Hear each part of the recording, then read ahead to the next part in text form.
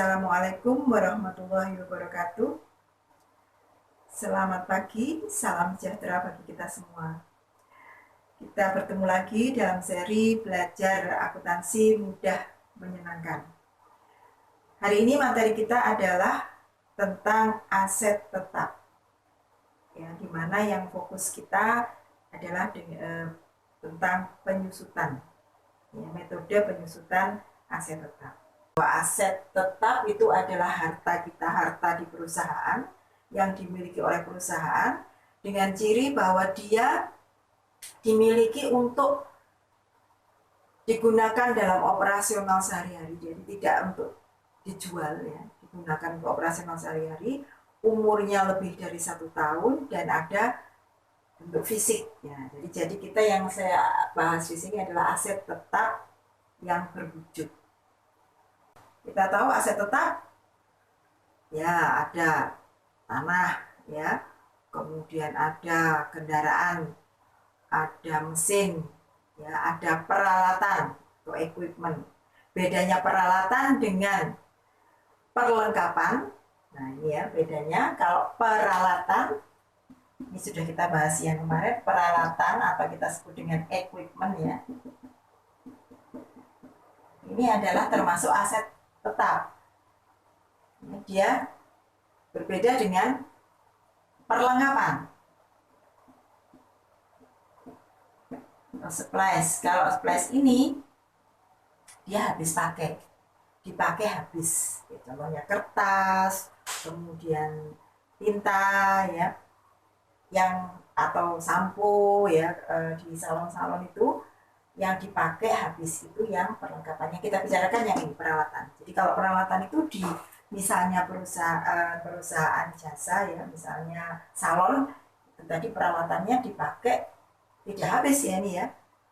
Nah, ini contohnya misalnya dia punya di situ ada meja kursi, atau dia punya alat untuk apa ya, untuk menata rambut itu, ya, misalnya dia punya hair dryer dan sebagainya yang dipakai tidak habis, ya, itu masuk di peralatan. Atau kalau penjahit itu ada mesin jahitnya, ya, itu adalah peralatan. Oke, yang kita bicarakan nanti terkait dengan aset tetap berwujud, tidak untuk dijual, ya. Jadi dia di sini fokusnya adalah untuk digunakan sehari-hari. Sebagai contoh, ini saya punya misalnya mesin, ya, saya punya mesin, contohnya saya punya mesin, harga perolehan 13 juta. Ya, kita bahas satu persatu, apa sih yang dimaksud dengan harga perolehan atau cost, ya. Yang dimaksud dengan cost di sini ini adalah harga untuk memperoleh mesin tersebut. Jadi misalnya saya beli mesin itu harganya, misalnya harga mesin misalnya 12 juta. Tetapi saya beli mesinnya itu di luar kota. Nah, ini saya ada ongkos angkut. Misalnya ongkos angkutnya 500.000. Kemudian ada biaya pemasangan. Mesin itu begitu tiba ada biaya pemasangan misalnya 500.000. Nah, maka mesin tadi kosnya itu adalah harganya ditambah biaya-biaya sampai mesin itu siap digunakan. Kalau ada biaya lain di luar ini, ya, itu juga ditambahkan, ya, karena di sini yang dimaksud adalah harga untuk memperoleh. Kalau ini harga dari toko, ya, harga dari tokonya 12, tetapi ada biaya-biaya lain, ya, yang digunakan. Misalnya saya beli tanah itu juga ada biaya, misalnya saya memberikan komisi ke orang, atau saya ada biaya ke pencatatan ke notaris, ya, itu kita tambahkan sampai siap digunakan. Nah, kalau di sini mesin berarti di sini 13 juta. Inilah yang merupakan harga perolehan atau cost-nya. Jadi beda antara harga dari toko dengan harga yang dimaksud di sini adalah harga perolehan.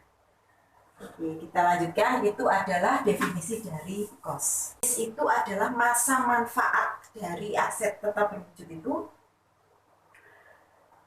sebelum ada kerusakan-kerusakan, perbaikan-perbaikan. Jadi dia umur yang paling ekonomis bisa dimanfaatkan. Nah, perkiraannya mesin ini yang paling ekonomis digunakan kalau dilihat dari tahun, ini bisa ada dua pendekatan. Kalau dari tahun, maka pada saat 5 tahun itu dia paling ekonomis. Setelahnya mungkin dia akan ada rusak-rusaknya dan sebagainya ya. Maka di sini yang paling ekonomis adalah 5 tahun. Itu kalau dilihat dari tahun. Tetapi umur ekonomis bisa juga dilihat dari produksinya. Nah, misalnya mesin itu kalau sudah dipakai untuk memproduksi 1 juta ton produknya, maka barulah dia mengalami kerusakan, sehingga memerlukan perbaikan, ya, memerlukan perlakuan khusus ya, diperbaiki dan sebagainya. Jadi di sini dilihatnya dari hasil produksinya.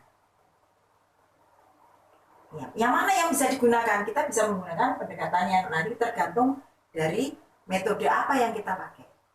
Ada yang menggunakan tahun, ada yang menggunakan hasil produksi.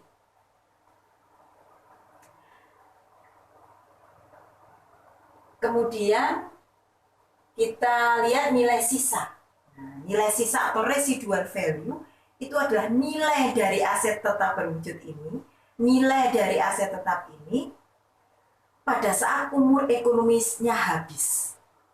Jadi saya punya mesin, setelah 5 tahun, mesin itu seandainya dijual, itu harganya berapa?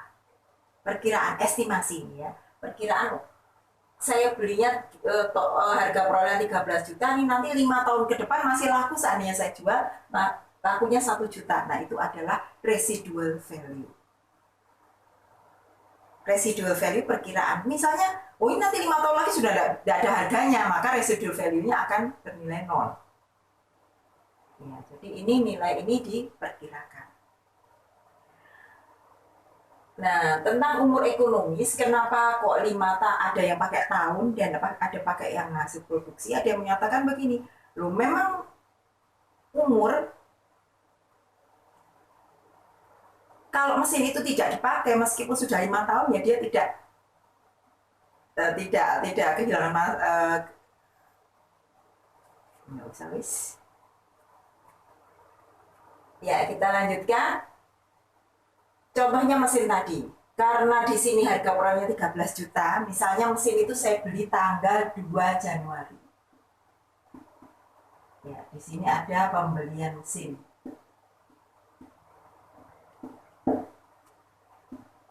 13 juta secara tunai. Bagaimana jurnalnya tanggal 2 Januari? Jurnalnya adalah mesin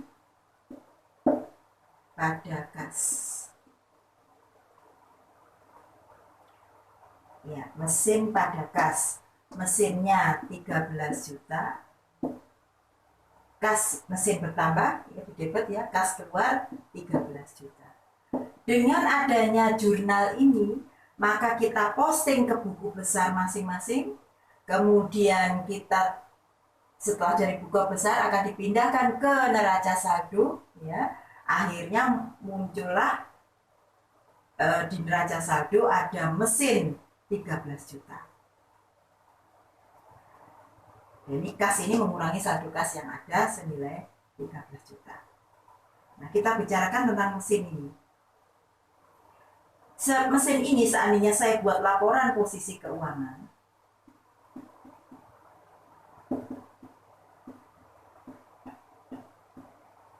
maka akan nampak di sini, di sisi aset, ini liabilitas, liability, ini ekuitas, equity. Nah, di sini ada mesin, ini ada aset lancar, current asset, ya, dan aset tidak lancar, non current asset. di sini tempatnya ada aset tetap mesin.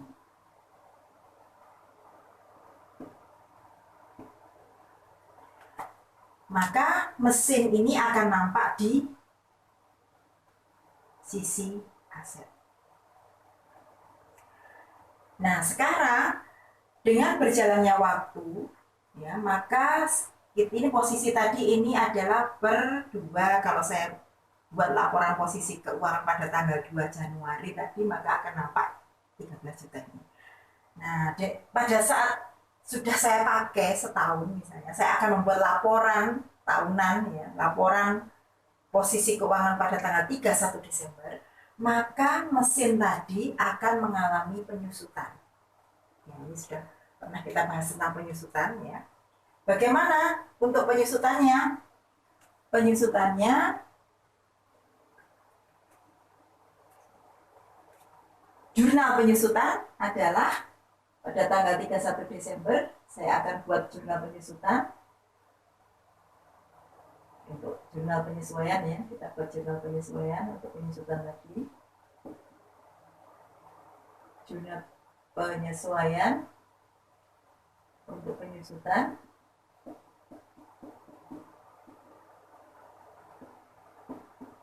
Beban penyusutan, depreciation expense pada akumulasi penyusutan. Nah, ini yang sekarang yang jadi masalah, ini sebesar berapa? Ya, depreciation expense to accumulated depreciation machinery tadi. Berapa penyusutannya? Ada berbagai metode yang akan kita bicarakan saat ini adalah metode garis lurus. Ya, untuk garis lurus maka rumusnya adalah khusus straight line method.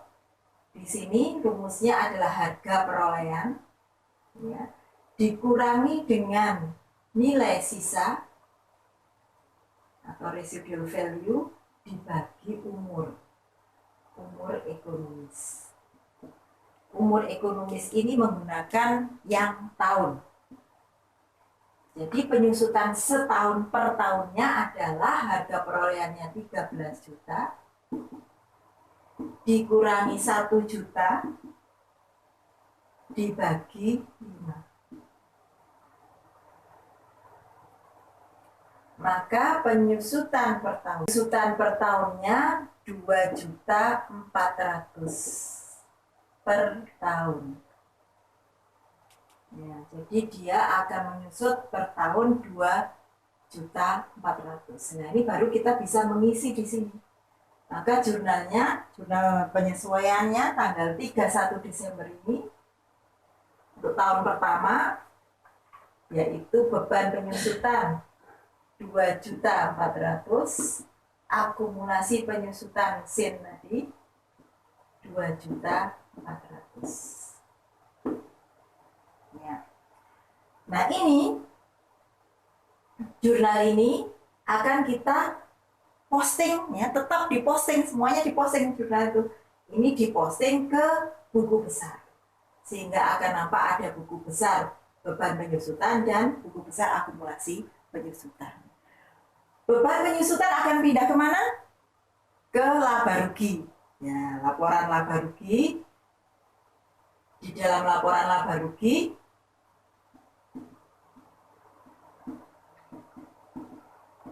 laporan laba rugi, ya, income statement, ya, di sini ada misalnya pendapatan, jasa misalnya, ya, ini ada beban. Nah, maka di sini beban penyusutan akan diletakkan di sini.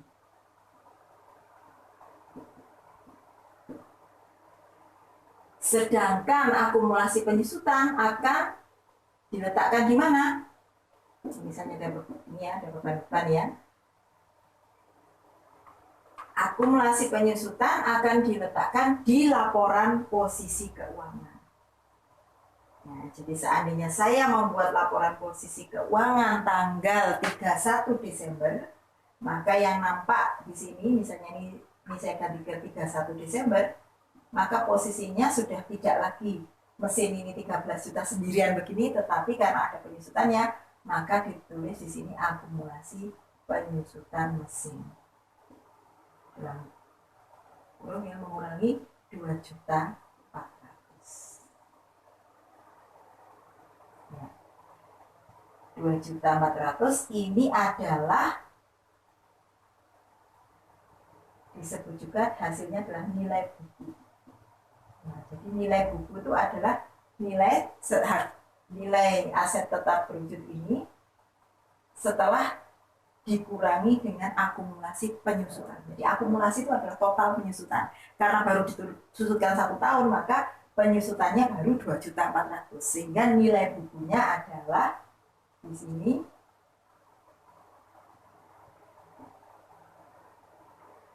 10.600.000. Ini untuk tahun pertama. Di tahun pertama posisinya mesin dikurangi akumulasi penyusutan 2.400.000. Bagaimana di tahun kedua? Untuk tahun kedua, ya, misalnya di tahun berikutnya, kita juga menjurnal lagi. Ya, kita menjurnal lagi di tahun kedua. Jurnalnya bagaimana? Sama lagi, beban penyusutan pada akumulasi penyusutan 2.400.000. Akibatnya maka di tahun kedua, ya, di tahun kedua laporan posisi keuangannya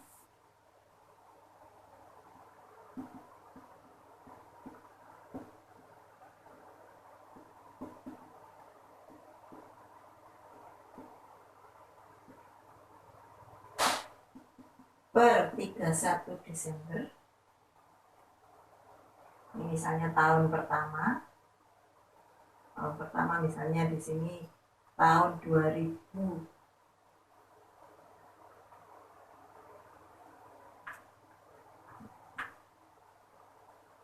Ya, tahun pertama, ya, tahun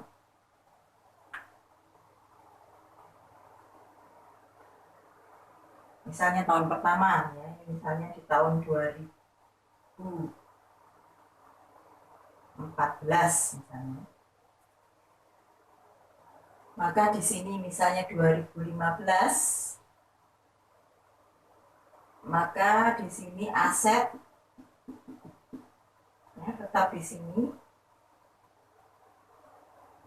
aset tidak lancar, ya. Di sini ada aset tetap, mesin 13 juta,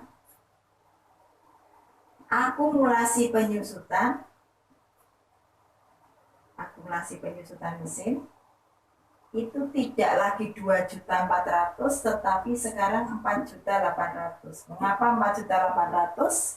Karena sekarang di tahun kedua, ya, misalnya ini di tahun 2015, saya menjurnal lagi sama seperti ini di tahun 2015, sehingga di sini total akumulasinya adalah 4.800.000. Sehingga nilai bukunya tidak lagi 10.600.000, tapi nilai bukunya menjadi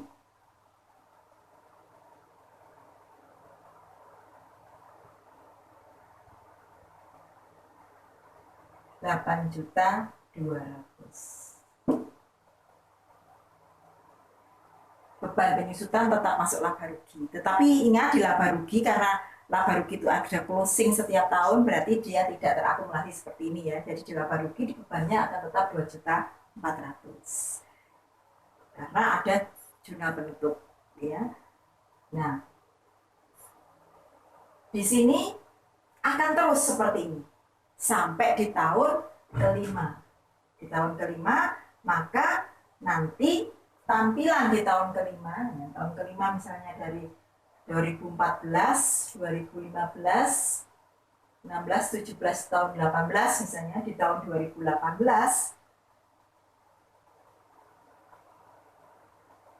di tahun 2018, maka nanti akumulasi penyusutannya sudah di sini untuk 5 tahun. Ya, dan di sini nilai bukunya akan sama dengan nilai sisa. Bagaimana bila, nah ini sudah seperti ini ya, bagaimana bila mesin tadi dibelinya tidak di awal tahun? Mesin ini dibelinya di bulan misalnya April ya atau Maret ya. Nah, bagaimana jurnalnya? Karena ini kan jurnal per tahun. Seperti ini. Misalnya sebagai contoh saya membeli mesin tadi tidak di tanggal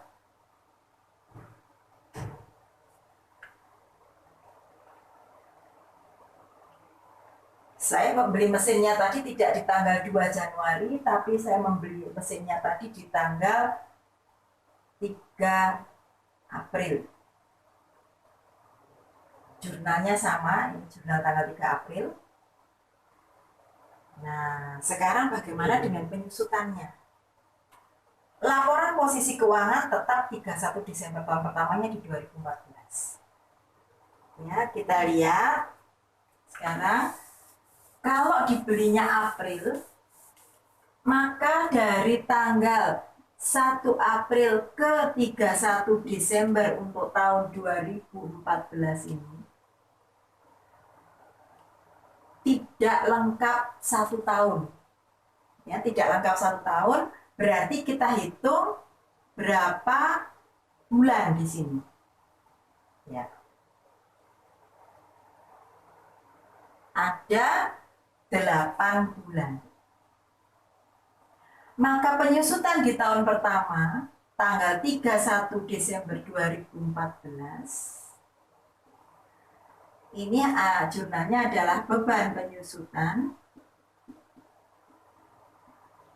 pada akumulasi penyusutan mesin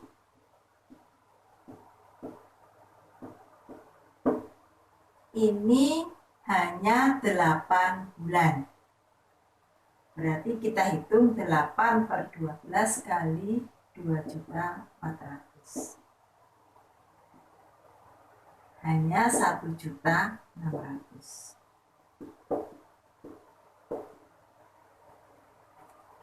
Sehingga kalau saya buat laporan posisi keuangan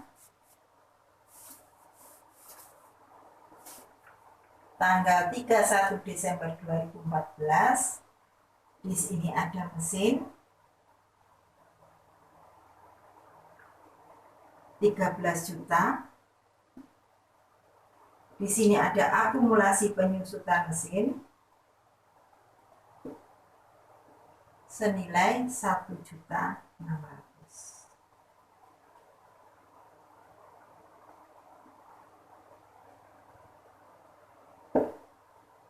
Ya. Jadi beda. Jadi ini hanya disusutkan sesuai dengan berapa lama dia di tahun 2014. Bagaimana di laporan tahun kedua? Pada saat saya membuat laporan di tahun 2015, ini sudah 1 tahun. Berarti di sini sudah 12 bulan, berarti jurnalnya kembali ke 2.400.000. Jadi tahun pertama saya susutkan 1.600.000.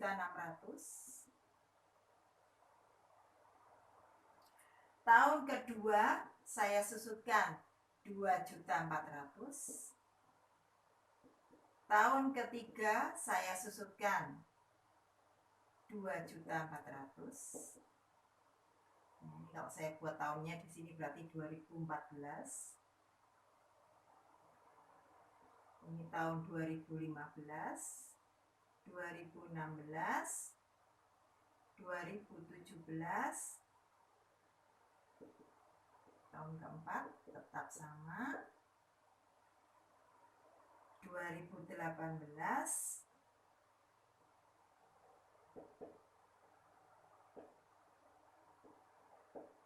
Nah, tapi harus hati-hati ya. Ini belum 5 tahun. Kalau tadi dia akan berakhir di 2018 karena pembeliannya dari awal Januari. Kalau ini baru berapa bulan ini? Di sini kan hanya 8 bulan. Maka di sini baru 1, 2, 3, 4 tahun 8 bulan. Maka akan ada penyusutan lagi di tahun 2019. Tetapi tidak sebesar ini dia hanya sebesar 4 bulan, hanya sebesar 800.000. Di tanggal 31 Desember 2019, ya, di tanggal 31 Desember 2019 saya akan menerima beban penyusutan pada akumulasi penyusutan mesin 800.000 saja. 800.000. Jadi kalau saya buat laporan posisi keuangan di tahun 2019, ya, jadi di sini ada beban penyusutannya hanya 800, maka di sini akumulasinya sudah lengkap. Akumulasi penyusutannya adalah 12 juta totalnya. Nilai buku 1 juta sesuai dengan nilai residu. Ya, ini totalnya 12 juta. Ya, jadi demikian pembahasan tentang penyusutan metode garis lurus. Nanti kita akan lanjutkan dengan metode yang lain. Terima kasih. Saya akhiri dulu. Semoga bermanfaat. Assalamualaikum warahmatullahi wabarakatuh.